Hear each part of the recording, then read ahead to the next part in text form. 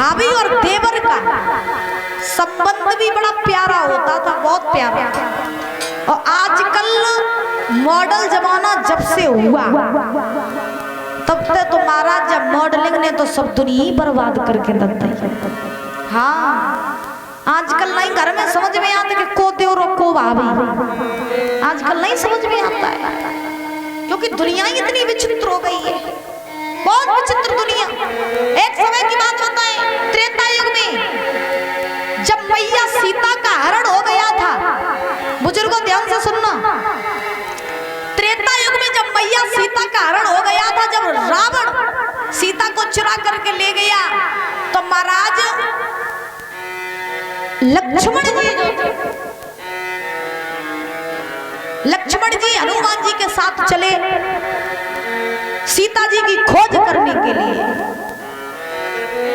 तो जब सीता जी की खोज करने के लिए चले तो सीता मैया को जब रावण ले गया चुरा करके, तो मैया सीता जो थी वो होशियार थी।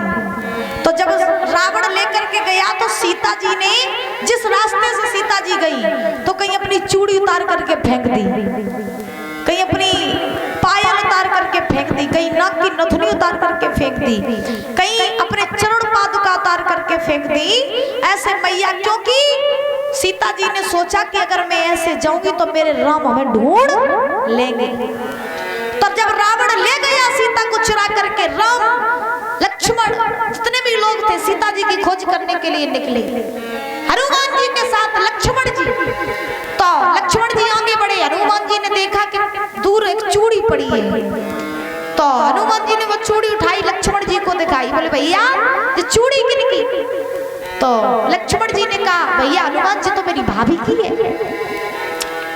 तो बोले इसी रास्ते से ले गया रावण। आगे बढ़े, कई थोड़ी दूर पर जाकर के पायल मिली, हनुमान जी ने पायल उठाई, बोले लक्ष्मण जी पायल किनकी? तब लक्ष्मण जी ने कहा जी पायल तो मेरी भाभी की है।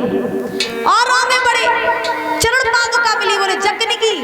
बोले जब मेरी भाभी की है, लक्ष्मण जी कह रहे हैं। आगे और बढ़े, नाक की नथुनी मिली, हनुमान ने कहा नथुनी किनकी?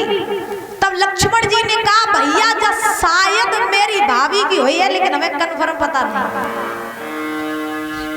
शायद मेरी भाभी की होगी लेकिन मुझे पता नहीं। हनुमान जी बोले तुम्हें पता नहीं, और तुम जितनी सब चीजें तुम्हें मिली सो तुम सब भाभी की कहता है कि भाभी की, और तुम नथुनी नहीं पहचान पाए रहे कि किन की है। तब लक्ष्मण जी ने बड़ा सुंदर जवाब दिया, ये बात मेरी ध्यान रखना। लक्ष्मण जी ने जवाब दिया भैया मैंने सब चीज भाभी की पहचान ली, नथुनी मैंने इसलिए नहीं पहचान पाई क्योंकि आज तक मैंने अपनी भाभी के मुख की तरफ नहीं देखा, मैंने आज तक अपनी भाभी के मुख की तरफ नहीं देखा। इतना प्रेम करते थे लक्ष्मण जी सीता को महाराज, इतना प्यारा संबंध था कि लक्ष्मण जी हमेशा सीता जी की तरफ नजरें उनके पैरों की तरफ रखते थे। और आजकल देवर कैसे, आजकल के देवर भाभी के महाराज पति बनना चाहते हैं। आजकल भाभी और देवर का भी रिश्ता बड़ा ही अपवित्र हो गया है महाराज।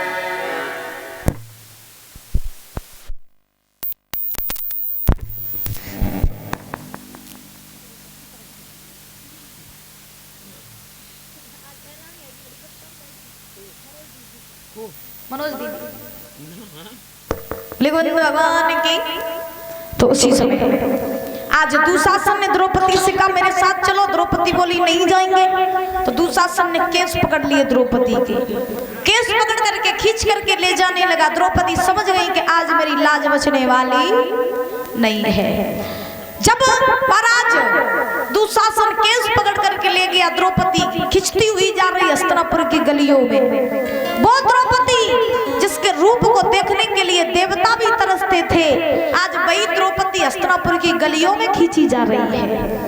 मैया के तन के वस्त्र फट गए, हाथ की चूड़ियां टूट गई, खींचते खींचते दुशासन ले गया, बीच सभा में खड़ा कर दिया जाके।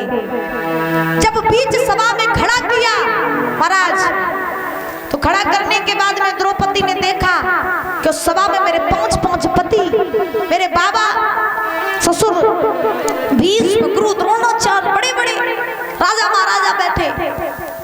द्रौपदी सबसे पहले अपने 5 पतियों के पास में पहुंची, जवाब दिया आज यहाँ मेरी लाज जाएगी, क्या तुम मुझे बचाओगे नहीं?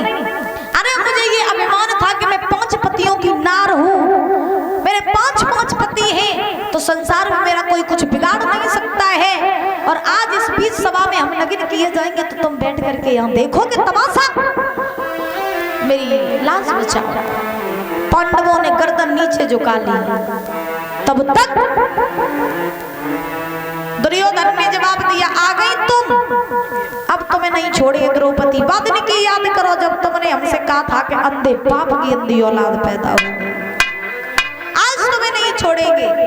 द्रौपदी कहने लगी छोड़ दो दुर्योधन, हमें छोड़ दो। अरे तुम्हें नहीं पता अगर मेरी लाज चली गई तो साथ साथ तुम्हारे कुल खानदान की लाज चली जाएगी।